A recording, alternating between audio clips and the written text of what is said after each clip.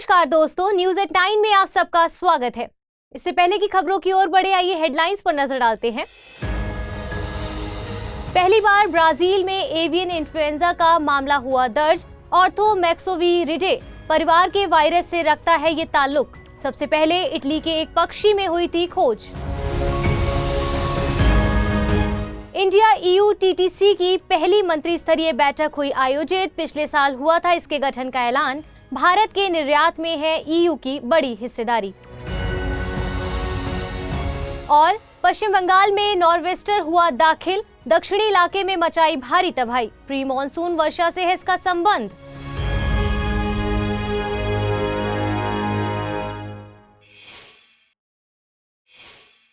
आइए खबरों की ओर बढ़ते हैं।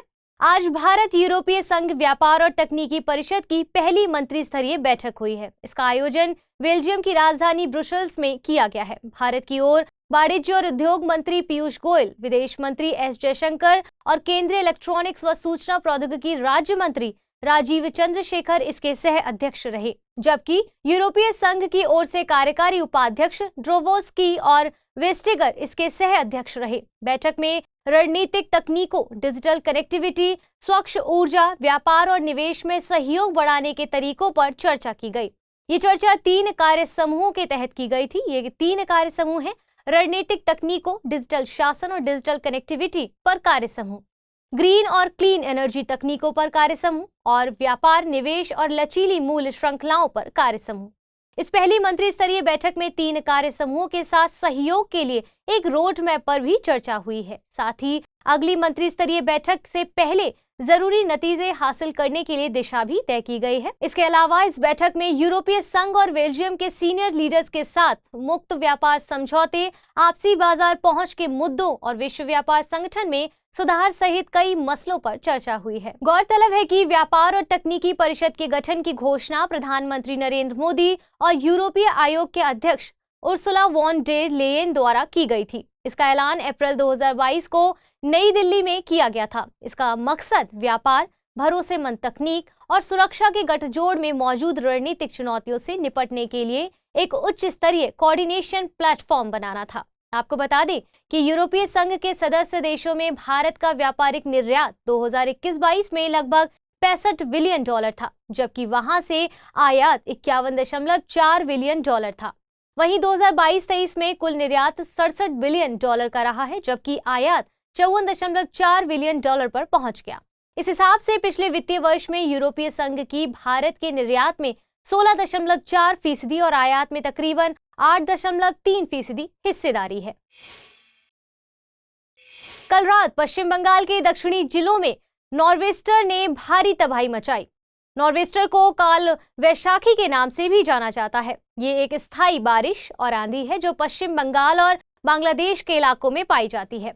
इसे प्री मॉनसून वर्षा भी कहते हैं। नॉर्वेस्टर आमतौर पर रांची और जमशेदपुर शहरों और उसके आसपास के छोटा नागपुर पठार से उठता है। ज्यादा तापमान के कारण इन ऊंचे इलाकों में नम हवा के आ जाने से ये बेहद विनाशकारी गरज के साथ उठता है। नॉर्वेस्टर का पहला संकेत यहाँ के उत्तर पश्चिम इलाके से मिलता है, जहाँ काले बादल का झुंड दिखाई देता है। इसके ऊपरी संरचना में एक मेहराब की मौजूदगी होती है और ये पहले धीरे धीरे और फिर तेजी से एक मजबूत गस्ट या स्क्वॉल के साथ पहुंचता है। स्क्वॉल अचानक से उठने वाली बेहद तेज और विनाशकारी आंधी को कहते हैं। नॉर्वेस्टर में आंधी की दिशा आमतौर पर उत्तर पश्चिम से होती है। उत्तर पूर्वी भारत में मार्च से लेकर मानसून के आने तक इसकी फ्रीक्वेंसी बढ़ने लगती है। कभी कभी तो इसमें हवा लगभग तूफान जैसी ताकत से चलती है। इस तरह के प्री मॉनसून वर्षा को असम में टी शावर या चाय की बौछार कहते हैं। ये चाय, जूट और चावल के लिए अच्छे होते हैं, जबकि केरल और कर्नाटक के तटीय इलाकों में इसे मैंगो शावर या आम्र वर्षा कहते हैं, क्योंकि वहां ये आम के जल्दी पकने में मदद करते हैं। वहीं कर्नाटक और आसपास के क्षेत्रों में इसे चेरी ब्लॉसम कहते हैं, क्योंकि वहां ये कॉफी बागानों के लिए फायदेमंद होते हैं। अब आप सभी के लिए एक जरूरी सूचना। Study IQ IAS Hindi team Hindi माध्यम में 5वां लाइव फाउंडेशन बैच लेकर आ गई है। ये 11 मई से शाम में 6 बजे शुरू हो चुका है बैच। 20 मई इस कोर्स में एडमिशन लेने की अंतिम तारीख है।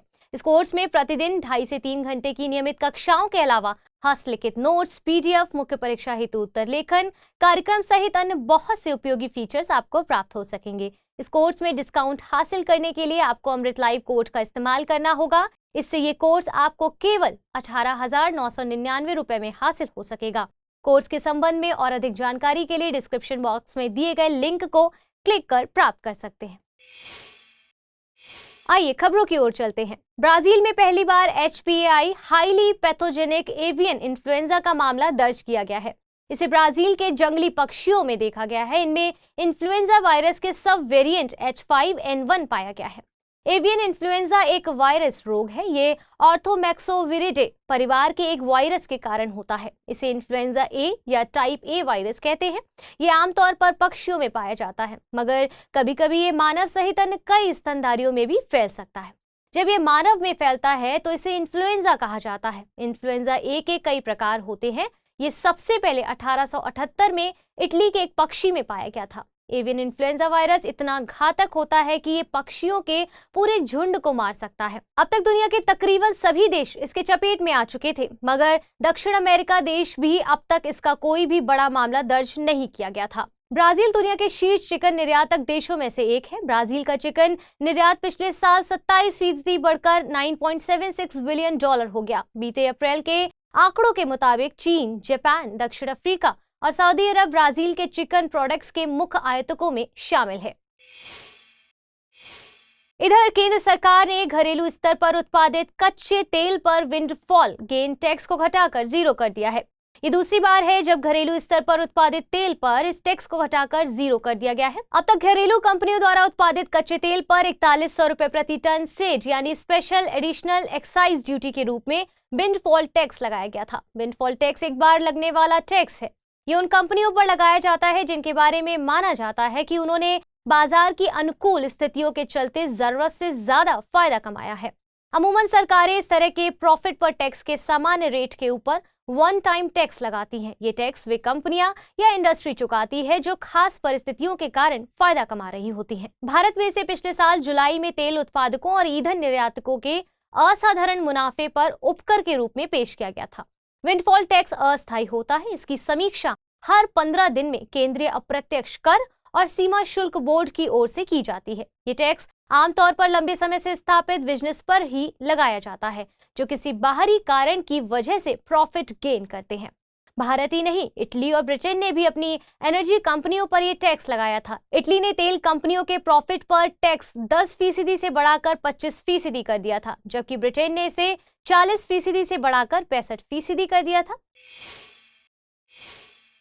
आइए बुलेटिन पर आधारित प्रश्नों को देख लेते हैं। निम्नलिखित युग्मों पर विचार कीजिए। प्री मॉनसून वर्षा संबंधित क्षेत्र हैं असम टी शावर, कर्नाटक के तटीय इलाके mango shower, Paschim Bengal norwester, Kerala cherry blossom. उपरोक्त युग्मों में कितने सही सुमेलित हैं? केवल 1 युग्म, केवल 2 युग्म, केवल 3 युग्म, सभी चारों युग्म। आइए दूसरा प्रश्न था हाईली पैथोजेनिक एवियन इन्फ्लुएंजा के संबंध में निम्नलिखित कथनों पर विचार कीजिए। यह एक जीवाणु जनित रोग है। यह ऑर्थोमैक्सोविरिडे परिवार से संबंधित है। इसे सबसे पहले 1878 में ब्राजील के एक पक्षी में देखा गया था। उपयुक्त में से सही कथन या कथनों का चुनाव कीजिए। केवल 1, केवल 2 और 3, केवल 2, केवल 3। आइए पिछले बुलेटिन पर आधारित प्रश्नों को देख लेते हैं।